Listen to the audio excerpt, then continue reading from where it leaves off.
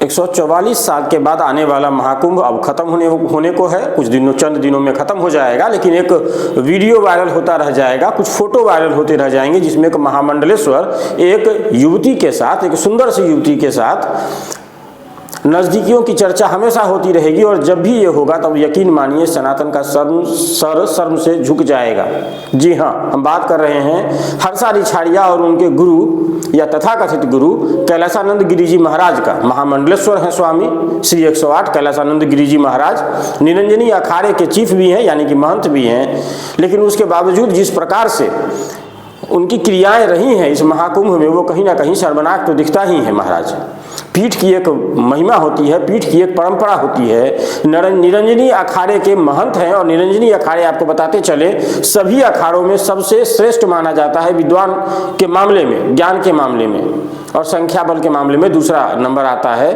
निरंजनी अखाड़े में यह परंपरा चलती रही है कि विश्वनाथ आश्रम के जो महंत रहे हैं वही निरंजनी अखाड़े को संभालते रहे हैं और विद्वता यहाँ प्रमुखता से रखी जाती रही है। लेकिन ये पहली बार हुआ जब अग्नि अखाड़े से आए कैलासानंद गिरी जी महाराज, जो दक्षिण काली के अनुयायी भी हैं, और इनके आने के बाद कुछ इस प्रकार का माहौल बना कि नंदिनी अखाड़े को हाथ जोड़ लिया विश्वनाथ आश्रम ने, और नंदिनी अखाड़े के पहले महंत के रूप में कैलासानंद गिरी जी महाराज आए। और आने के बाद जिस प्रकार से क्रियाएं हो रही हैं वो कहीं ना कहीं पीठ की महिमा को खंडित करता है।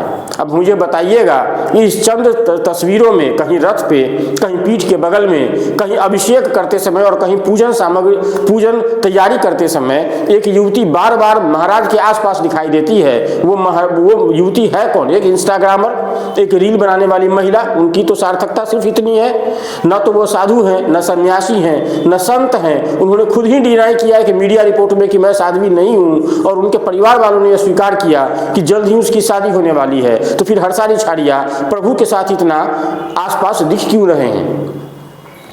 गांव के चौराहे पर कोई छोटा सा जो कोचिंग होता है उसके मास्टर भी इतनी दूरी बरतते हैं किसी महिला के साथ नजदीकी बनाने में। लेकिन कैलासानंद गिरी जी महाराज को क्या सूझ रहा है कि जिनके आसपास इनके साधु सन्यासी संत और इनके शिष्य होने चाहिए थे, ज्ञान विज्ञान का भंडार होना चाहिए था, ब्यूटी पार्लर से अभी अभी आई एक युवती इनके आसपास क्या कर रही है?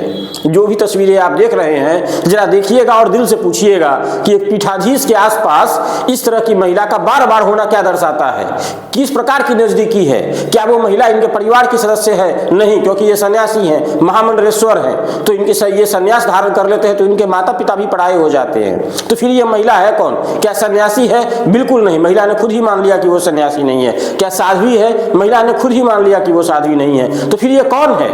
एक आम आदमी को अगर महामंडलेश्वर के दर्शन प्राप्त हो जाते हैं तो उसे एक अनुभूति होती है कि ईश्वर के दर्शन हो गए। और महामंडलेश्वर के अगर चरण छूने की तो आज्ञा नहीं होती है, लेकिन अगर चरण छू भी लिया जाए तो उनके लिए सौभाग्य की बात होती है। लेकिन हर्षा रिछाड़िया तो सौभाग्य के मामले में करोड़पति निकली कि पीठाधीश उनके आसपास ही रहते हैं, उनके घर के निकल गए। और तो और छोड़िए, राजनीति से जितनी नजदीकी है उस ये भी कहीं ना कहीं औचित्य ठहराता है। साधु और सन्यासी हमेशा राजनीति से खुद को दूर रखते हैं, लेकिन आखिर क्या कारण है कि अमित शाह के इतने करीब दिखते हैं कैलासानंद गिरी जी महाराज? भले अंबानी अमीर होंगे, भले अडानी अमीर होंगे, लेकिन एक हिंदुत्व वाले व्यक्ति के लिए इनकी वैल्यू पीठ के सामने जीरो से भी कम होती है। ये फकीर ही हैं और ये खुद भी हाथ पसार रहे। अंबानी भी तो गए थे नहाने, अमित शाह भी गए नहाने, ये खुद ही हाथ झोली फैलाए जाते हैं पीठ के पास, क्योंकि पीठ की जो सत्ता होती है, पीठाधीश्वर की जो सत्ता होती है, वो इन सब से बहुत ऊपर होती है। कई अंबानी आए, कभी अडानी गए, और कईयों तो जमीन में दफन हैं, और जो है वो भी आज नहीं तो कल चले जाएंगे। सबका समय है, जो आया है जो जाएगा। राजा रंग फकीर, साधु सन्यासी भी आते हैं और जाएंगे, लेकिन जो पीठ है वो हमेशा रहेगा, जो महंत है वो हमेशा रहेगा। लेकिन आखिर क्यों? मुझे बताइए कि क्या एक महामंडलेश्वर स्वामी का किसी राजनीतिक व्यक्ति के साथ स्नान करना इतनी महत्व देना क्यों जरूरी है? क्या राहुल गांधी अगर आते तो क्या उसके साथ ही महामंडलेश्वर नहाते? महामंडलेश्वर अगर योगी के साथ नहाते हैं तो भी एक बात समझ में आती है कि भाई सनातन परंपरा रही है, एक साधक हैं। रामदेव के साथ है तो भी बात समझ में आती है कि स्वामी रामदेव एक संत हैं और उनके साथ स्नान कर रहे हैं, या संत योगी आदित्यनाथ है उनके साथ स्नान कर रहे हैं, तो बात समझ में आती है। लेकिन अमित शाह किस कैटेगरी में आते हैं महाराज?